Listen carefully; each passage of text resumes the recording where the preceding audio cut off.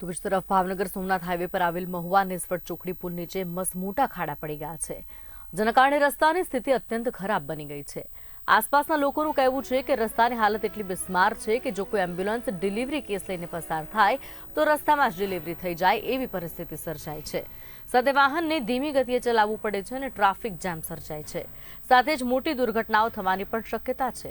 ત્યારે સ્થાનિક લોકોએ પ્રશાસન સામે નારાજગી વ્યક્ત કરી છે અને પ્રશ્ન ઉઠાવ્યો છે કે શું આ ખાડાઓ પ્રશાસનને દેખાતા નથી કે પછી ખબર હોવા છતાં કોઈ પગલાં લેવાતા નથી। આ 2 વર્ષ પહેલા નવો રોડ બનાવ્યો નેશનલ હાઈવે ઓથોરિટી વિભાગે, પણ ગંભીર પ્રકારની ભૂલના કારણે આ રોડનું જે સાવરકુંડલા બધું જવાનું જે નેવડ ચોકડીના નાળા બ્રિજ છે એ અત્યારે ગંભીર હાલતમાં છે। અત્યારે વાહન જેમ દારૂડિયા લથડિયા ખાતા હોય એમ વાહનવાળાને આંકવા પડે। અને તમે આ જોઈ શકો છો કે અહીંયા 2 ફૂટના ખાડા અને આડા લોકોને ખણિયા મેકવા પડે, નહીં તો ગંભીર અને જીવલેણ અકસ્માત થવાની પૂરી શક્યતા છે।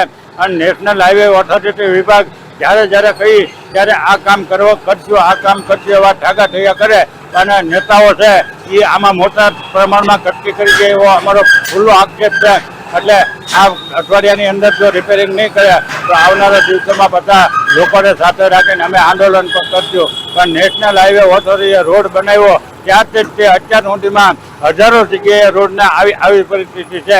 અને નેશનલ હાઈવે ઓથોરિટીને જો ટોલ ટેક્સ ઉઘરાવો હોય તો પાવરફુલ અને લોકોના રોડના કામ કરવા હોય તો નેશનલ હાઈવે વિભાગ પાણીમાં બેસી જાય। અને અત્યારે હું મહુવા ખાતે નેસવડ જે ચોકડી છે એનો જે નેશનલ હાઈવે છે એના પુલની નીચે ઊભો છું અને આ પુલની અંદર જે ખાડા છે જે ભૂવા પડી ગયા છે, અહીંયા બહુ 1.5 ફૂટનો ખાડો છે।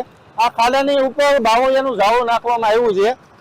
અહીંયા અકસ્માત થવાની બહુ મોટી ભીતિ રહેલી છે। આ તમે જે વાહન ચાલકો છે એ ત્યાં ફરીને ચાલે છે અને પાછળના દ્રશ્યો દેખાય, પાછળ બહુ મોટા ખાડા પડી ગયા છે। આવનારા સમયની અંદર જો આ ખાડા પૂરવામાં નહીં આવે તો મોટા અકસ્માત થવાની સંભાવના છે। D India, Dilip Gorakhdiya, Mahuva.